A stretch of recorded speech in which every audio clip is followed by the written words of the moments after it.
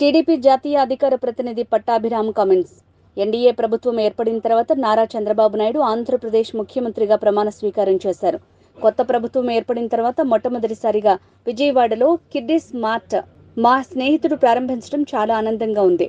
పిల్లలకు సంబంధించిన అన్ని రకాల ఐటమ్స్ ఇక్కడ దొరకడం చాలా సంతోషంగా ఉంది. నూతన ప్రభుత్వం ఏర్పడిన తర్వాత నారా చంద్రబాబు నాయుడు గారు ముఖ్యమంత్రిగా ఆంధ్ర రాష్ట్రంలో ఎన్డీఏ ప్రభుత్వం ఏర్పడిన తర్వాత విజయవాడ నగరంలో కిడ్డీస్ మార్ట్ పేరుతో నాకు ఆప్త మిత్రులు సుబ్బారావు గారు, వారి శ్రీమతి రమ్య గారు ఒక నూతన కిడ్ షోరూమ్ని ప్రారంభించడం నిజంగా చాలా సంతోషంగా ఉంది.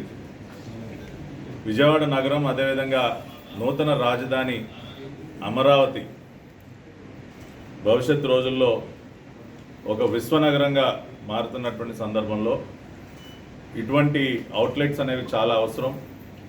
మరీ ముఖ్యంగా పిల్లలకి సంబంధించి అన్ని రకాల అంశాలు ఒకే రూఫ్ కిందకి తీసుకొచ్చి, అది టాయ్స్ కానివ్వండి, క్లోదింగ్ కానివ్వండి, సెలూన్ కానివ్వండి, ఫోటోషూట్కి సంబంధించి కానివ్వండి, ఇట్లా అన్ని రకాలైనటువంటి అంశాలు మొట్టమొదటిసారిగా నాకు తెలిసి దక్షిణ భారతదేశంలో మొట్టమొదటిసారిగా ఇన్ని అంశాలని ఒకే రూఫ్ కిందకి తీసుకురావడం అనేది ఒక వినూత్నమైనటువంటి ఆలోచన. అటువంటి ఆలోచన చేసినందుకు మిత్రులు సుబ్బారావు గారిని హృదయపూర్వకంగా అభినందిస్తూ, మరి ఈ కార్యక్రమానికి ముఖ్య అతిథిగా ప్రముఖ నటి ప్రణీత గారు రావటం మనందరికీ తెలుసు. అనేక బ్లాక్ బస్టర్ మూవీస్లో ఆవిడ ముఖ్య పాత్రలు పోషించినటువంటి వ్యక్తి.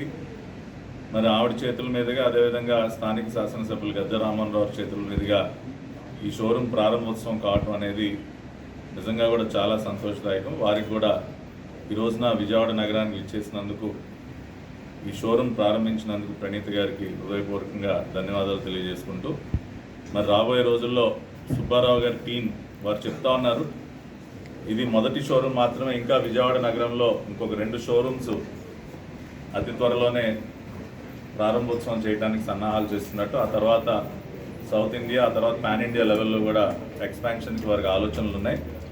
ఆయన వైద్య రంగంలో అనేక ప్రముఖ సంస్థలకి సీఈఓగా పనిచేసినటువంటి అనుభవం వారికి ఉంది. నాకు పూర్తి నమ్మకం ఉంది వారి సారథ్యంలో ఈ సంస్థ మరింత అభివృద్ధి చెందుతుందని. మరొకసారి వారి టీం మొత్తానికి కూడా హృదయపూర్వకంగా అభినందనలు తెలియజేస్తూ శుభాకాంక్షలు తెలియజేస్తున్నాను.